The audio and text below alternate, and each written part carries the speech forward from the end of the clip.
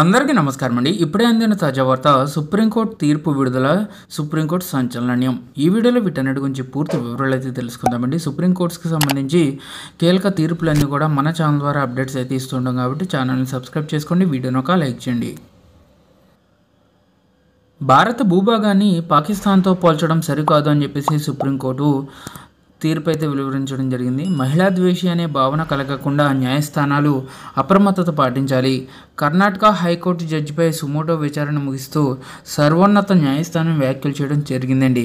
మన దేశంలో ఏ ప్రాంతాన్ని పాకిస్తాన్తో పోల్చడం సరికాదని సుప్రీంకోర్టు ప్రధాన న్యాయమూర్తి జస్టిస్ డివై చంద్రచూడ్ మందలించారు. ఇది భారత ప్రాదేశిక సమగ్రతకు విరుద్ధమని వ్యాఖ్యానించారు. మహిళా విద్వేషి, ఒక వర్గ ప్రజల పక్షపాతి అనే అపవాదు రాకుండా కూడా న్యాయస్థానాలు అప్రమత్తంగా వ్యవహరించాలని హితబోధ అయితే చేశారు. కర్ణాటక హైకోర్టు జడ్జి అభ్యంతరకర వ్యాఖ్యలపై సుమోటోగా చేపట్టిన కేసు విచారణను బుధవారం ముగిస్తూ సీజీఐ ఈ విషయాలను నొక్కి చెప్పారు.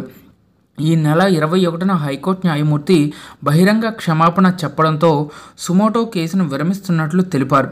న్యాయ వ్యవస్థ గౌరవాన్ని దృష్టిలో ఉంచుకుని ఈ నిర్ణయం తీసుకున్నట్లు వివరించారు. జస్టిస్ డివై చంద్రచూడ్ నేతృత్వంలో ధర్మాసనం, జస్టిస్ సంజీవ్ ఖన్నా తదితరులైతే ఈ కోర్టుల విచారణ సందర్భంగా కేసుతో సంబంధం లేని అంశాలను జడ్జీల ప్రస్తావనకు తీసుకురావడం తగదని, వాటిని పరిహరించాలని ధర్మాసనం సూచించింది. అసందర్భ వ్యాఖ్యలు, పక్షపాతంతో కూడిన వ్యక్తిగత అభిప్రాయాలు కూడా న్యాయ వ్యవస్థపై ప్రతికూల ప్రభావానికి కారణమవుతాయని స్పష్టం చేసింది.